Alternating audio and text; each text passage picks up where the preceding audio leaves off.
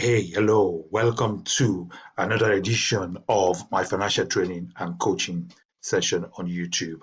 My name is Dr. Edu Chukoya, and I'm a chartered accountant and associate professor of accounting. You can check me out on enterprisedoctors.com. And what it is we're doing today, we're actually talking about different sources of income.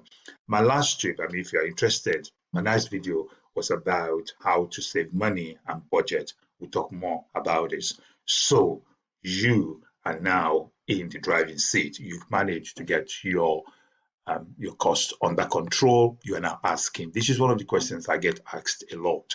What are the different sources of income that people can have? And I'm just going to have some ideas of my experience and just to let you know so that you might be interested. Not all of this will be beneficial, but you never know. You might pick one or two of this, but just let me give you my idea of some of this. So most people will say, well, I don't earn enough, and what can I do about it, and all of those. My take on this is very simple, right? Is you need to control the money you earn first and spend within that means. If you do that, then you need other sources of income. I'm a teacher and I love teaching, and it's the reason I left industry to really have fun. And teaching just pay me. To be honest, I would have probably done it if I'm not being paid, but I love doing it. I love impacting knowledge. So that's one area where my income comes from. What are the other sources of income that I have? Properties. Many years ago, I bought a few properties, and but I'm really not a very good landlord. I don't know what you mean. Some people are very good at it, but I'm not. I did it just for the income. But it's also very passive. So to agents who charge me 8%, some of them might charge about 10%, but it means that I don't have to worry about anything. If a tenant moves out, they know what to do, they move them in. So I really don't have any void. And it also means that properties are bang up to date. They make sure it's up to a professional level, and that is really good. Now, the thing about property is number one, you need initial capital between 5, 10, 15, 20%, depending on where you live. But from then on, the rent comes in and it's a long-term plan. I don't really sell my properties. I keep them in for as long as possible. Occasionally, I do sell them, probably for tax reasons. So, but overall, properties are not really that dynamic.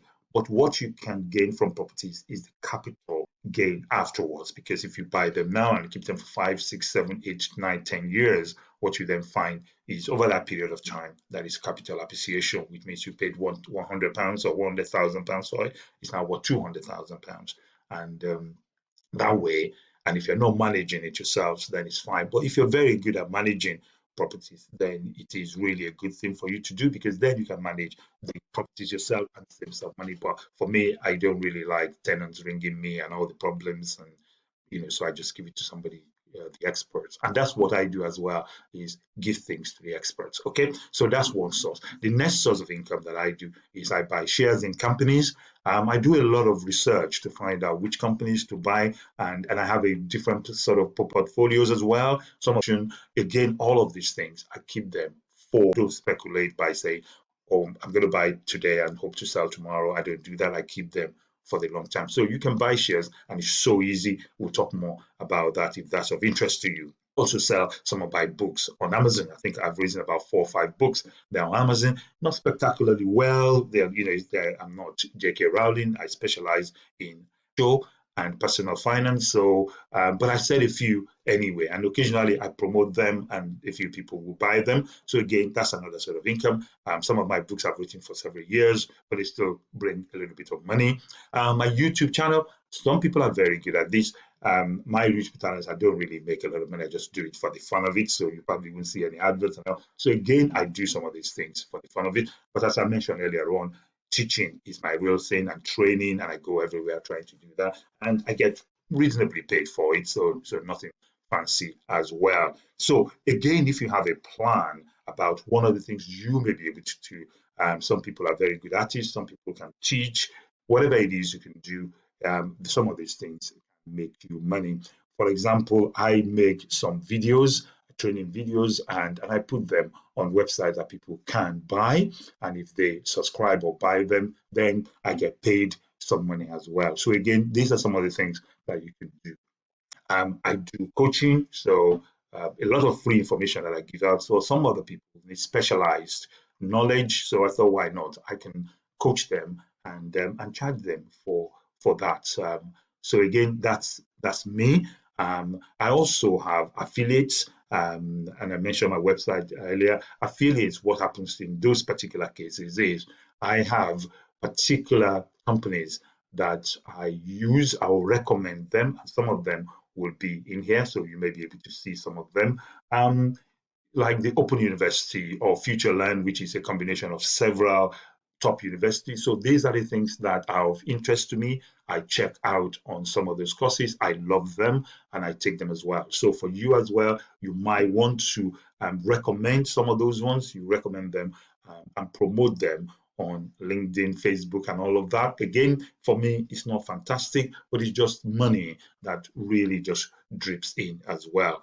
I also have a tutoring franchise which I bought, and again, I don't do much with that. I just recommend to people I know, and if they attend those ones, then I get some money from it. So you can see that I have multiple sources of income.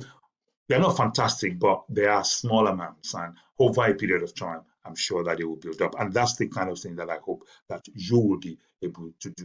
Remember, you are the best teacher and the best coach. Nobody else has got a better interest of looking after your money much more than you. So don't give that responsibility out to somebody else. Make sure you have your finance under control. So again, I publish a lot of articles. Check them out on enterprisedoctors.com. If you like this, hopefully you will continue to come back, and I'll continue to make some fantastic videos as well. I'm not really good at this, but I'm just telling you exactly how it is, and hopefully you're going to like it. Thank you very much. It's been a pleasure, and I look forward to having you very, very soon. Thank you.